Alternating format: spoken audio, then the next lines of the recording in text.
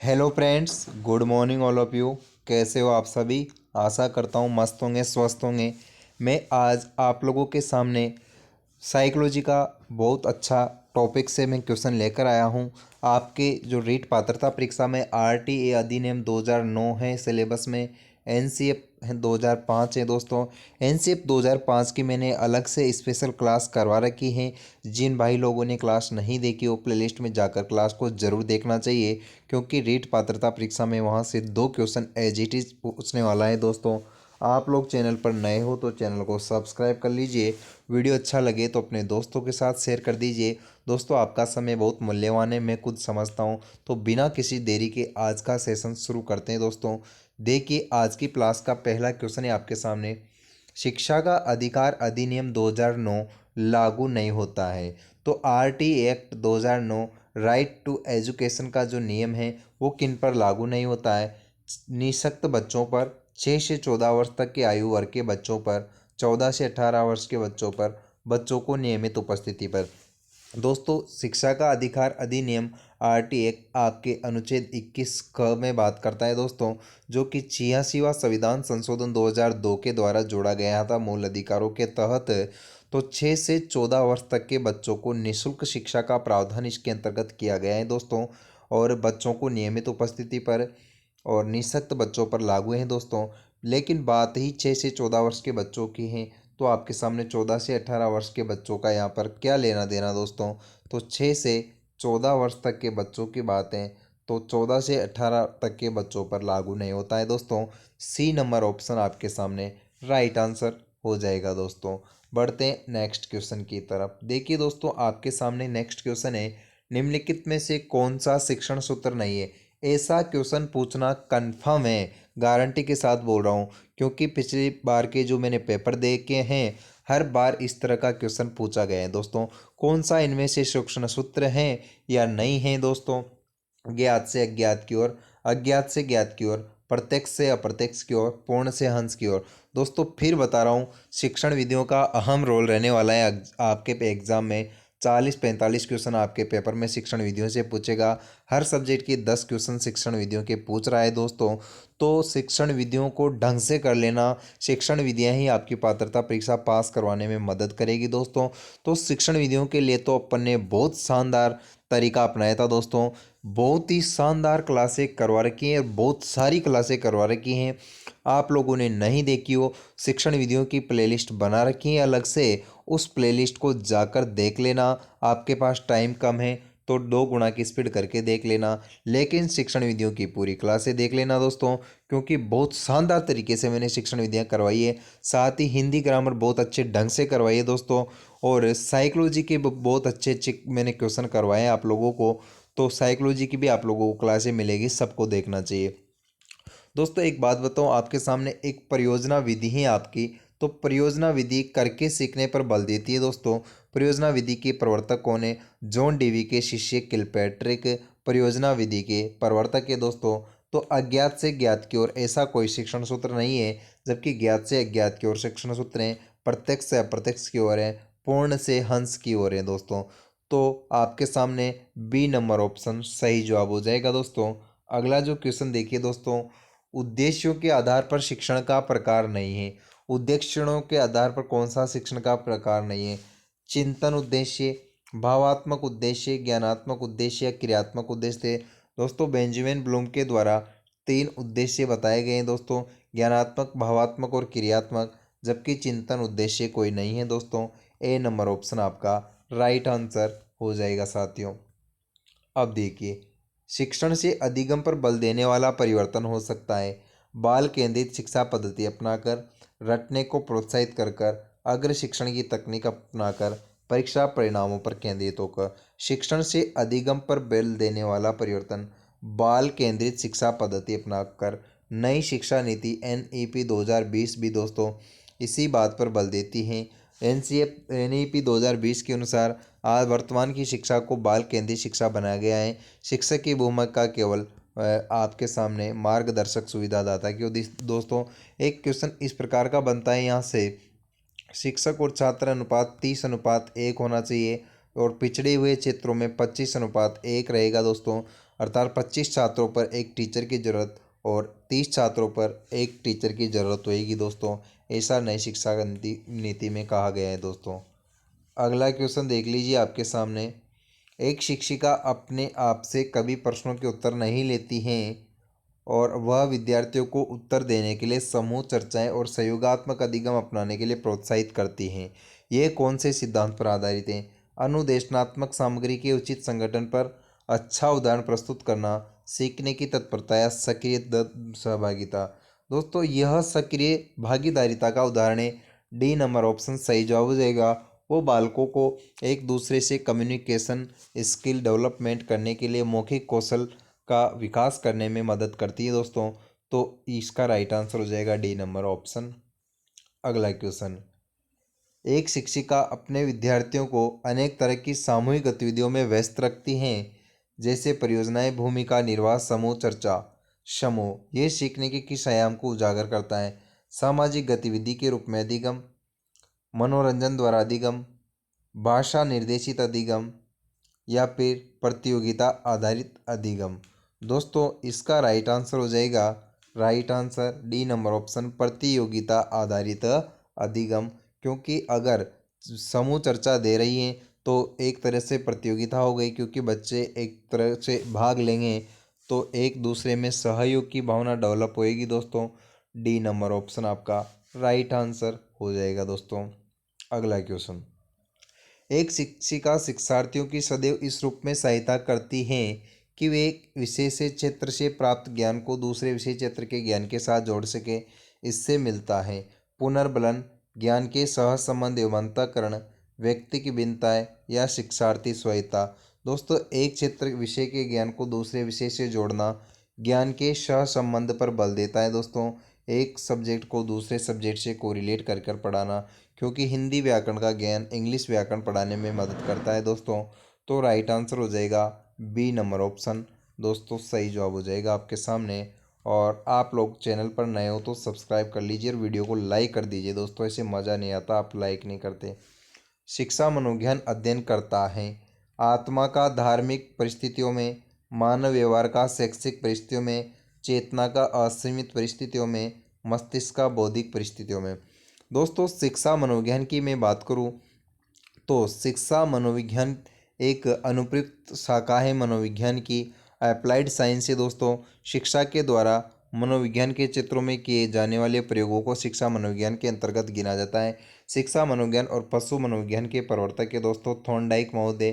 Thorndike महोदय के द्वारा अधिगम का प्रयास एवं त्रुटि का सिद्धांत दिया गया है दोस्तों, जिसमें 1898 में पीएचडी के शोध पत्र पर एनिमल इंटेलिजेंस के ऊपर उसको आधार मानकर प्रयोग किया गया है दोस्तों। एक साहचर्य अनुबंधन का सिद्धांत आपके सामने दिया गया है, पावलोव के द्वारा कुत्ते पर प्रयोग किया गया था दोस्तों। क्रिया प्रसूत अनुबंधन सिद्धांत स्किनर के द्वारा दिया गया। तो मानव व्यवहार एवं का शैक्षिक परिस्थितियों में अध्ययन करता है दोस्तों। आपके सामने शिक्षा मनोविज्ञान ने सर्वप्रथम आत्मा का त्याग किया, फिर मन का त्याग किया, फिर चेतना का त्याग किया तथा व्यवहार के वर्तमान स्वरूप को अपना लिया है दोस्तों। ये परिभाषा दी गई थी वुडवर्थ महोदय के द्वारा। आमचे व्यवहार इसकी ट्रिक है, पहले आत्मा का त्याग, फिर मन का त्याग, फिर चेतना का त्याग और व्यवहार के वर्तमान स्वरूप को अपना लिया है दोस्तों। अगला क्वेश्चन देखिए आपके सामने। निम्नलिखित में से कौन सा कथन सही नहीं है? शिक्षा मनोविज्ञान हमको शिक्षा के उद्देश्य प्राप्त करने के तरीकों के बारे में नहीं बताता है। शिक्षा मनोविज्ञान अधिगम के विकास को विभिन्न स्तरों पर हमको उसको योग्यता तक परिचित कराता है। शिक्षा मनोविज्ञान की क्रियाकलाप परिस्थितियों एक सीमित नहीं है। शिक्षा मनोविज्ञान अधिगम के नियमों एवं सिद्धांतों को स्थापित करता है दोस्तों। राइट आंसर हो जाएगा आपके सामने इसका डी नंबर ऑप्शन। शिक्षा मनोविज्ञान अधिगम के नियमों और सिद्धांतों को स्थापित करता है। अधिगम के अलग अलग नियम एवं सिद्धांत दिए गए दोस्तों अनेक मनोवैज्ञानिकों के द्वारा। एक अध्यापक शिक्षा मनोविज्ञान के अध्ययन के बिना अपना कार्य पूरा कर सकता है, क्योंकि शिक्षा मनोविज्ञान व्यक्ति की निम्नताओं और शिक्षा की समस्याओं के हलों से राहत रूप से संबंधित है। शिक्षा मनोविज्ञान अधिगमकर्ता के व्यक्तिगत एवं सामाजिक समायोजन की उपेक्षा है। शिक्षा मनोविज्ञान विद्यार्थियों की कंबल कतिपय तथ्य सूचनाओं को रटकर याद करने में मदद करता है। तो राइट आंसर हो जाएगा शिक्षा मनोविज्ञान व्यक्ति की नियमताओं और शिक्षा समस्याओं को हल करने के राहत रूप से संबंधित हैं। ए नंबर ऑप्शन आपका राइट आंसर हो जाएगा। दोस्तों वीडियो अच्छा लग रहा हो तो लाइक कर दीजिए, दोस्तों के साथ शेयर कर दीजिए। ये देखिए दोस्तों, लैटिन शब्द साइको का अर्थ है। आपके सामने साइकोलॉजी शब्द की उत्पत्ति साइको प्लस लोगो शब्द से मिलकर बनाए। दोस्तों साइकी का अर्थ क्या होता है? आत्मा, मन, चेतना, व्यवहार। तो राइट आंसर हो जाएगा साइकी का अर्थ होता है आत्मा, आत्मा का अध्ययन। साइकी प्लस लोगोस से मिलकर बनाए तो आत्मा का अध्ययन साइकोलॉजी कहलाता है। दोस्तों अगला क्वेश्चन, निम्न में से कौन सा चित्र मनोविज्ञान के अंतर्गत नहीं आता है? अन्य मनोविज्ञान, औद्योगिक मनोविज्ञान, आर्थिक मनोविज्ञान या पशु मनोविज्ञान। दोस्तों तो कौन सा क्षेत्र मनोविज्ञान के अंतर्गत नहीं आता है? दोस्तों आपके सामने इसका जो सही जवाब हो जाएगा दोस्तों आर्थिक मनोविज्ञान राइट आंसर हो जाएगा। पशु मनोविज्ञान मानव व्यवहार के साथ साथ मनोविज्ञान पशु व्यवहार का भी अध्ययन करता है। ये परिभाषा टी.एच. मॉर्गन के द्वारा दी गई है। दोस्तों और पशु मनोविज्ञान के प्रवर्तक थॉर्नडाइक महोदय हैं। दोस्तों आप लोगों को ध्यान होना चाहिए। शिक्षा मनोविज्ञान का अध्ययन शिक्षक को इसलिए करना चाहिए ताकि छात्रों को आसानी से प्रभावित कर सके, स्वयं को समझ सके, पशुओं पर प्रयोग कर सके, शिक्षण को अधिक प्रभावी बना सके। राइट आंसर हो जाएगा डी नंबर ऑप्शन, शिक्षण को अधिक प्रभावी बनाने के लिए शिक्षा मनोविज्ञान का प्रयोग करना चाहिए। दोस्तों अगला क्वेश्चन, वर्तमान समय में मनोविज्ञान है मस्तिष्क का विज्ञान, व्यवहार का विज्ञान, चेतना का विज्ञान या आत्मा का विज्ञान? वर्तमान समय में व्यवहार का विज्ञान है। दोस्तों अगला क्वेश्चन देखिए, शिक्षा की प्रक्रियाओं में प्रेरणा का महत्व है। इस बात को ध्यान में रखें जो अध्यापक को निम्न में से नहीं करना चाहिए। कार्य को लक्ष्य को स्पष्ट करना, शिक्षार्थी को सामाजिक कार्यों में भाग लेने का अवसर प्रदान करना, इनामों का प्रलोभन देकर प्रतिद्वंदिता पैदा करना और सफलता के अवसर। तो दोस्तों इनामों का प्रलोभन देकर बालकों को प्रतिद्वंदिता पैदा करना, ऐसा एक टीचर को नहीं करना चाहिए। दोस्तों अगला क्वेश्चन, निम्नलिखित में से कौन सा कथन शिक्षा मनोविज्ञान के अर्थ को सबसे अधिक सही ढंग से प्रकट करता है? यह व्यक्ति के मन का अध्ययन करता है, यह व्यक्ति के अनुभवों का विज्ञान है, इसका संकेत की सामाजिक प्रक्रियाओं, ये शिक्षा को मनोवैज्ञानिक आधार प्रदान करता है।